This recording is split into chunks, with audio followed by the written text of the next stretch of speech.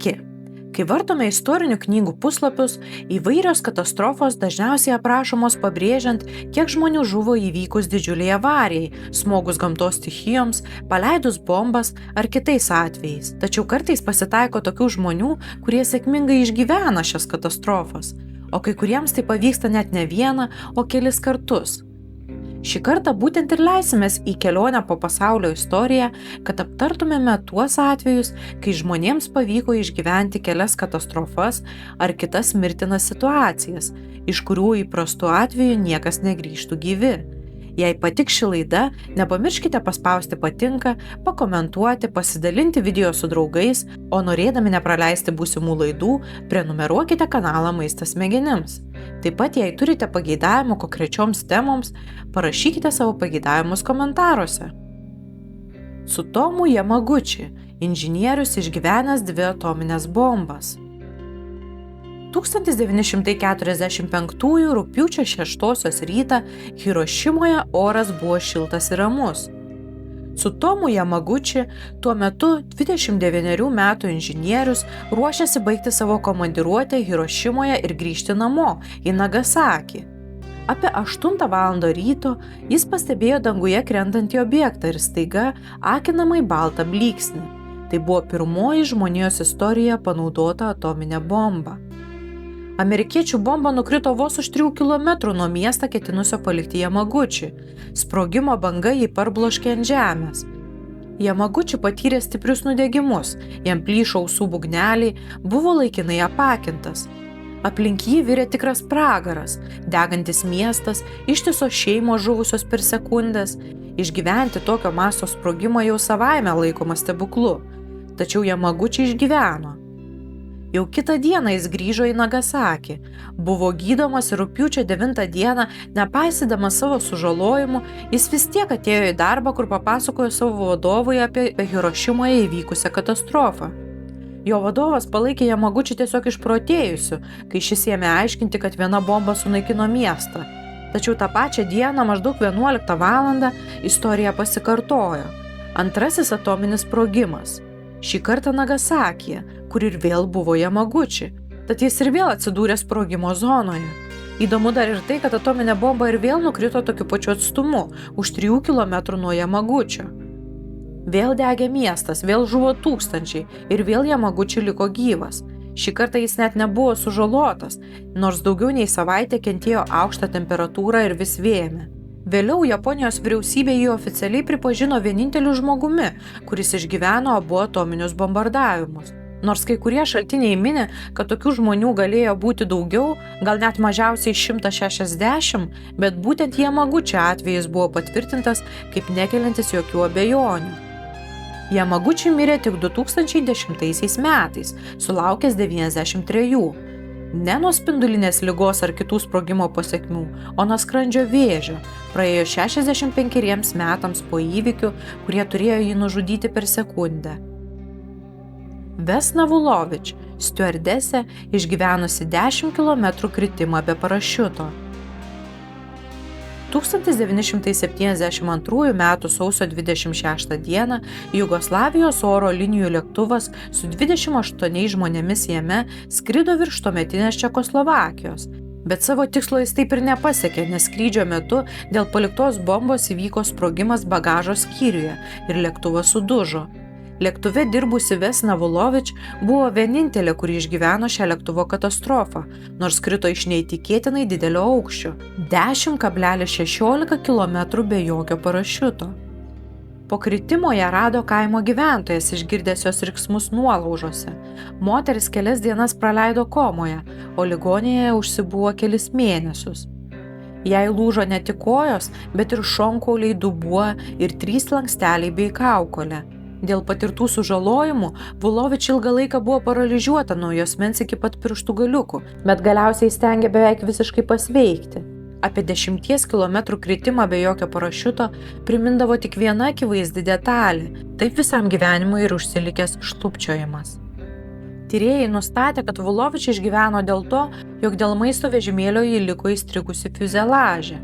Ši lėktuvo dalis atitrūko nuo likusios orlaivio dalies ir krito žemyn. Kol kiti įgulos nariai ir keleiviai buvo išstumti pasikeitusio oro slėgio ir žuvo, Vulovič liko įstrigusi fiuzeliaže, kuris nusileido į miškingą ir sniegų padengtą kalno šlaitą ir tai buvo sušvelnintas smūgis. Be to, dėl itin žemo kraujospūdžio, Vulovič tikriausiai labai greitai prarado sąmonę, kai salone sumažėjo slėgis, o tai neleido jos širdžiai sprogti smūgio metu. Pati Vulovič beveik nieko neprisiminė apie lėktuvo katastrofą ir tikriausiai būtent todėl ne tik nebijojo toliau skraidyti, bet ir troško grįžti į įprastą stiuardesės darbą. Tačiau bendrovė jos nebegrąžino į lėktuvus ir tiesiog paliko dirbti biure, nes esą bijojo, kad moteris pritrauks per daug dėmesio. Vulovič yra įrašyta į Gineso rekordų knygą, kaip žmogus išgyvenęs aukščiausią kritimą be parašiuto. Ji vėliau žurnalistams prisipažino, kad nors ir negalvodavo apie įvykusią katastrofą kiekvieną dieną, tačiau kovojo su išgyvenusiosios kalties jausmu.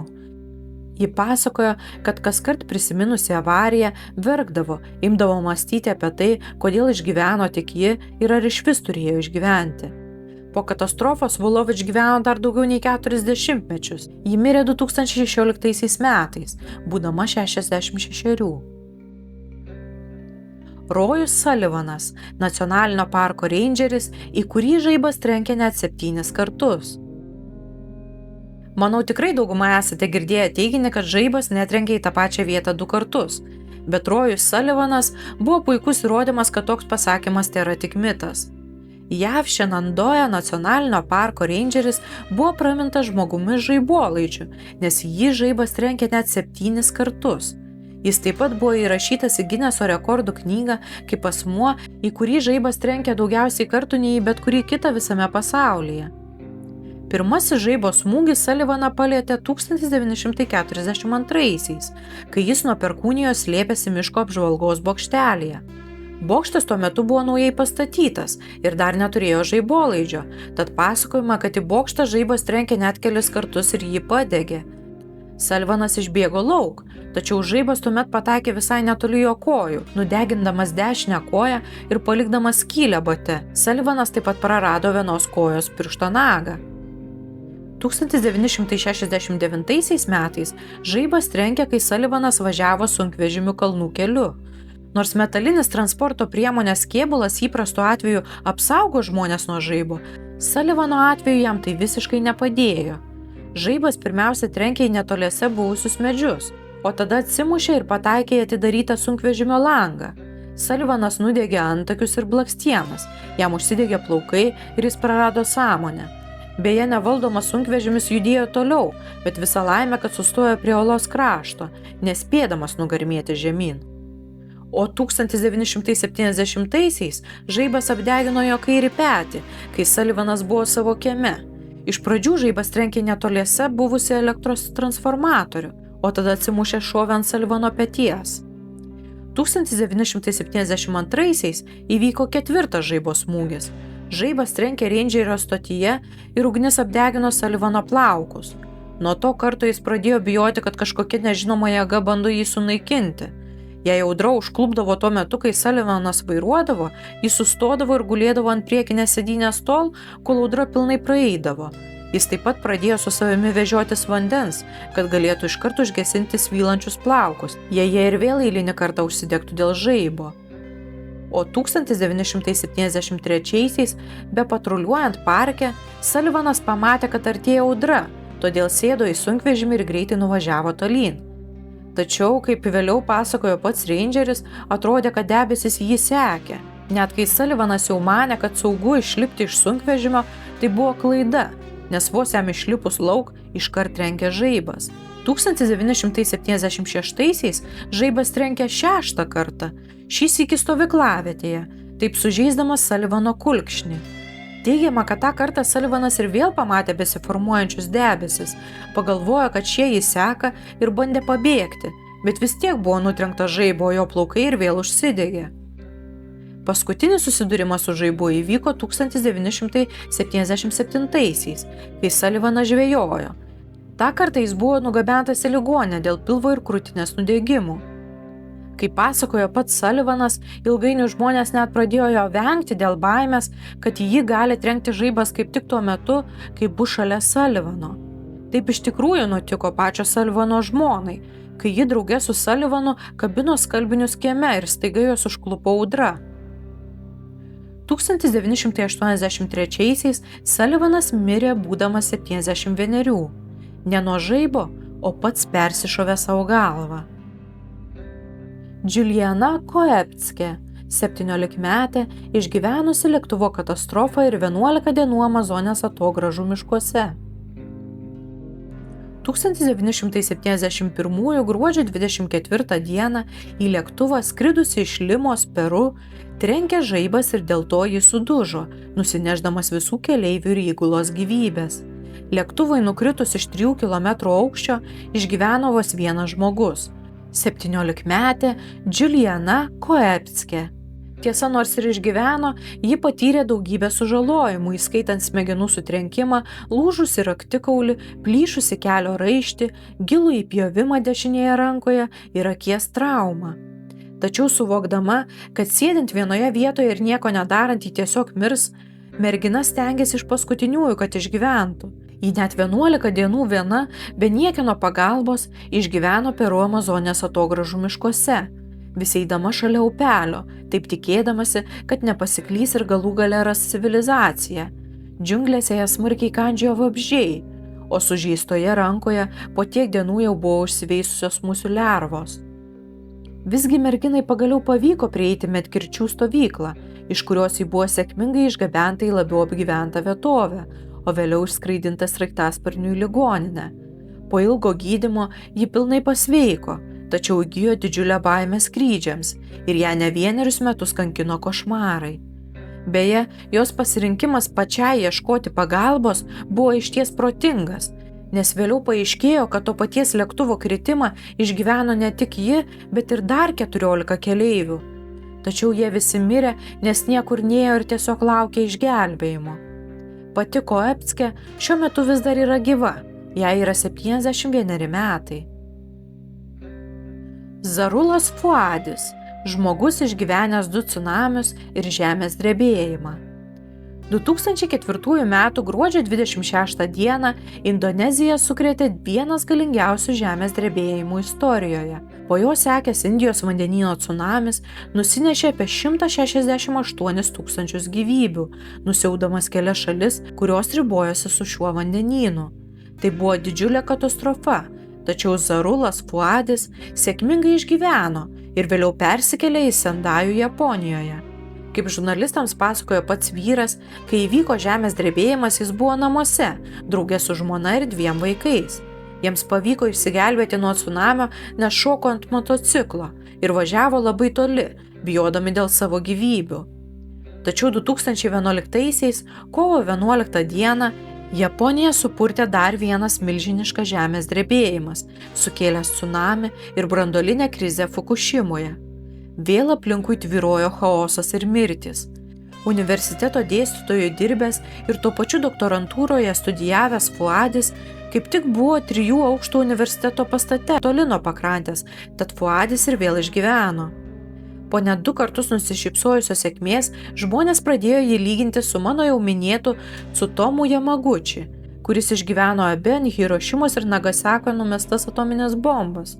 Tačiau pats Fuadis po antrosios stichinės nelaimės yra teigęs, kad nors ir yra labai laimingas, kad išgyveno net 2 nelaimės, visgi jaučiasi taip, lyg cunamiai persekiotų jį ir jo šeimą. Violeta Jessop, stiuardesė slaugytoja, išgyvenusi 3 laivų katastrofas. Violeta Jessop dirbo stiuardese ir slaugytoja vienoje garsiausių 20-ojo amžiaus pradžios laivybos kompanijų White Star Line. 1911-aisiais ji dirbo prabangiame laive Olympic. Tuo metu tai buvo didžiausias civilinis laineris, tačiau rugsėjo 20 dieną, kai Olympic išplaukė iš Southamptono, jis susidūrė su britų karo laivu. Laivas buvo smarkiai apgadintas, keleiviai sužeisti, tačiau Olympic nenuskendo ir sėkmingai grįžo į uostą. Violeta, kaip ir visi kiti laive buvę žmonės, išgyveno ir tokia patirtis jai nesukliudė toliau dirbti tame pačiame laive. Po metų ji buvo paskirta dirbti naujajame, didžiausiame ir, kaip tada buvo teigiama, nepaskandinamame laive – Titanike. 1912 balandžio 14 naktį legendinis Titanikas atsitrenkė į ledkalnį ir nuskendo. Šios katastrofos metu žuvo daugiau nei 1500 žmonių, tačiau Violeta ir vėl išgyveno. Savo memuaruose įrašė, jog jai buvo įsakyta padėti angliškai nekalbantiems asmenims susigaudyti, ką daryti. Violeta buvo įlaipinta tik į 16 gelbėjimosi valtį, o jai besileidžiant vienas karininkas jai padavė kūdikį.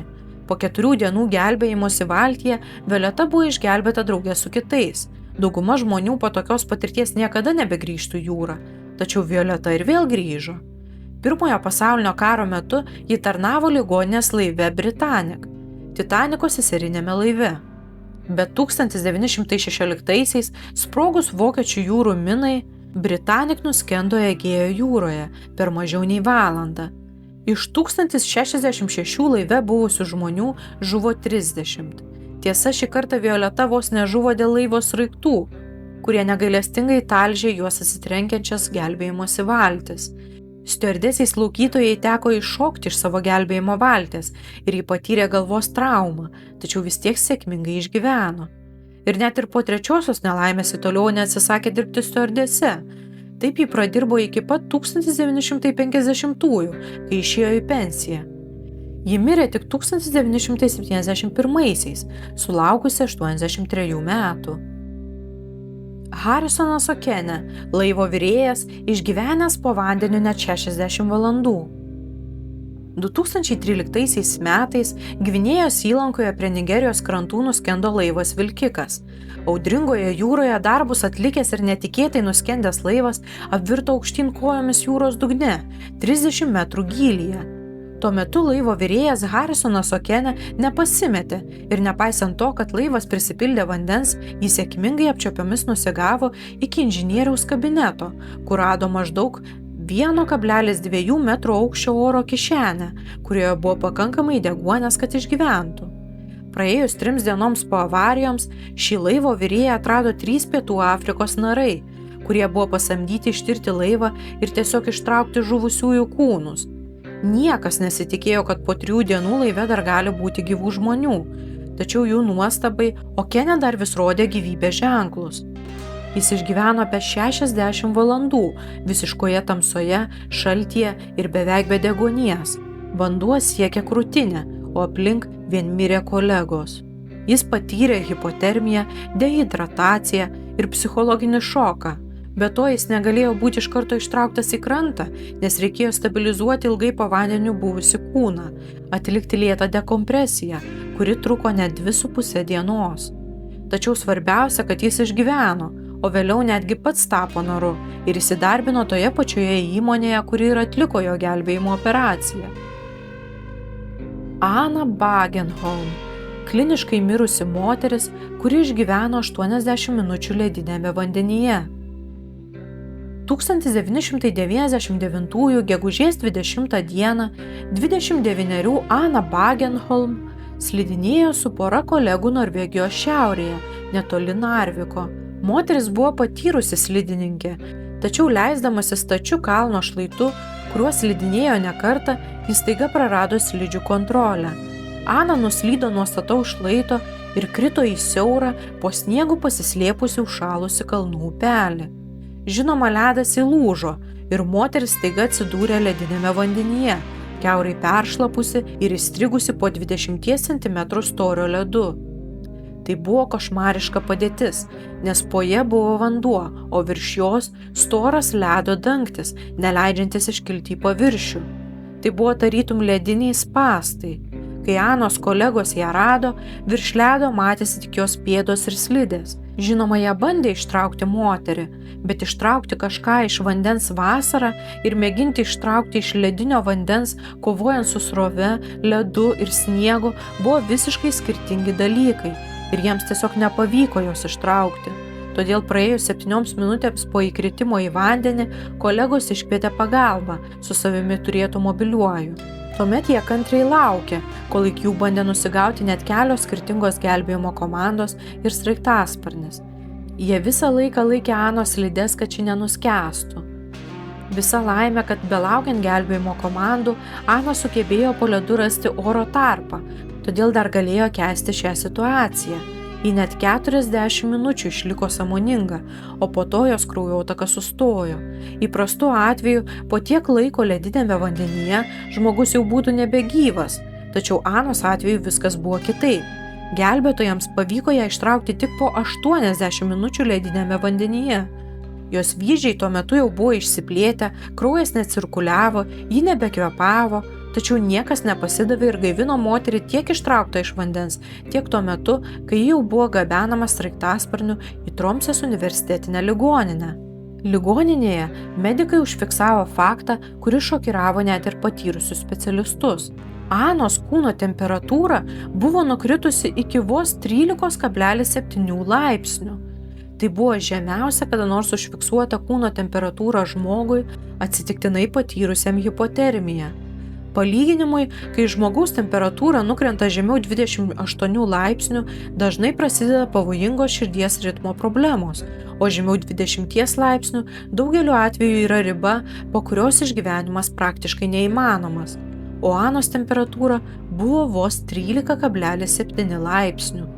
Be to, net ir prijungus Aną prie elektrokardiogramos, ji nerodė jokių gyvybės ženklų, tad iš esmės buvo galima sakyti, kad jai jau ištikusi klinikinė mirtis. Tačiau patyrę gydytojai nepasidavė ir pirma bandė ją sušildyti, prieš oficialiai paskelbiant ją mirusią. Ana buvo nuvežta į operacinę, kur daugiau nei 100 gydytojų ir slaugytojų komanda 9 valandas dirbo pakaitomis, mėgindami ją išgelbėti. Moteris buvo prijungta prie širdies ir plaučių šuntavimo aparato, kuris šildė kraują už kūno ribų, prieš jį vėl įvedant į venas. Anos širdis buvo visiškai sustojusi net 2 valandas 35 minutes, tačiau pagaliau vėl pradėjo plakti po 35 minučių nuo prijungimo prie šuntavimo aparato. Dar po 2,5 valandų jos kūno temperatūra pagaliau pakilo iki normalios.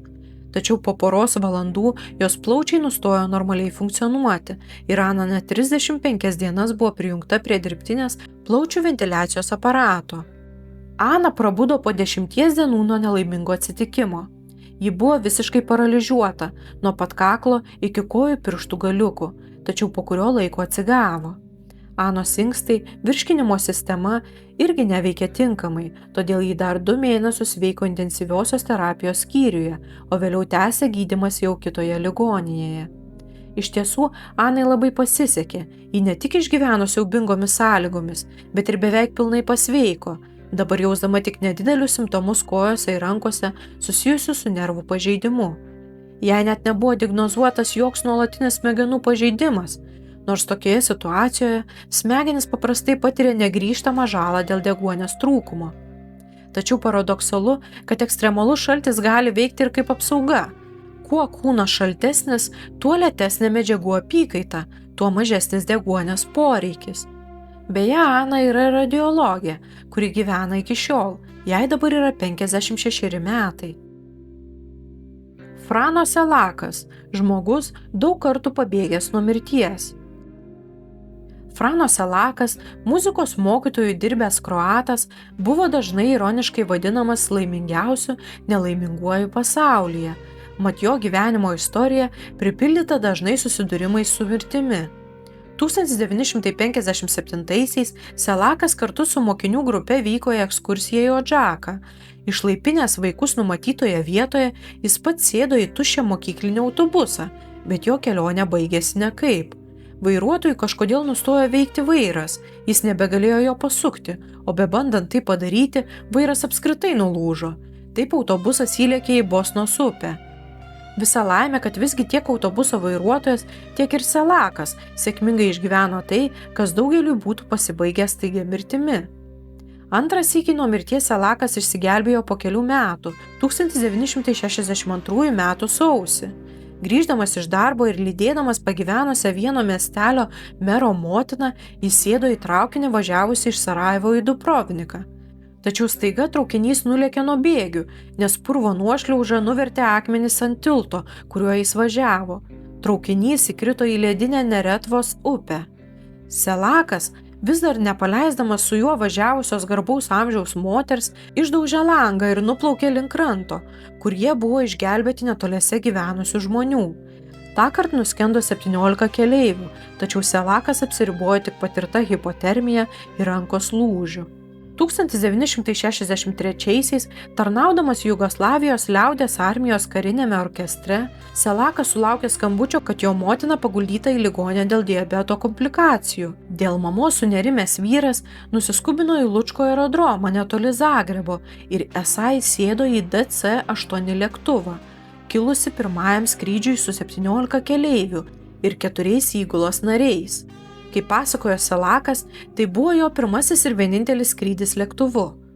Jis pasakojo, kad skrydžio metu esą persimetė žvilgsniais su stiuardese ir galiausiai nusekė ją iš paskos, kad pafliirtuotų lėktuvo gale prie avarinių durų. Tačiau staiga tos pačios durys atsivėrė ir vyras buvo išspjautas lauk, be jokio parašiuto. Selakas esą krito maždaug 800 metrų, kol galiausiai nukrito ant šieno kupetos ir 4 dienas praleido komoje, kol galiausiai prabudo traumatologijos skyriuje be jokių sunkių sužalojimų ar lūžių.